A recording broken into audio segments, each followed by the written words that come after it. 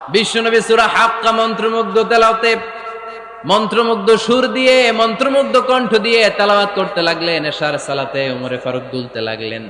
ওমরে ফারুক যত শুনেন অবাক হয়ে যায়, যত শুনেন অবাক হয়ে যায়, যতই শুনে অবাক। কিরে?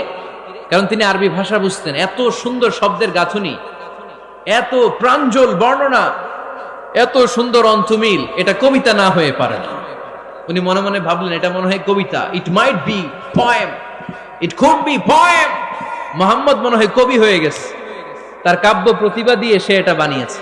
তা না হলে এত সুন্দর কথা এটা কবিতা না হয়ে পারে। ইন দ্য মিন টাইম বিশ্বনবী কিন্তু দেখতেছে না যে পেছনে ওমর। বিশ্বনবী তেলাওয়াত করছিলেন।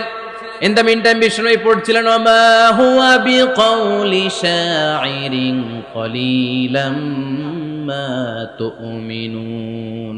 এই আয়াতের অর্থ হলো এটা কোনো কবির কথা নয়, খুব অল্প সংখ্যক লোকই তোমরা ঈমান আনো। সুবহানাল্লাহ পড়েন।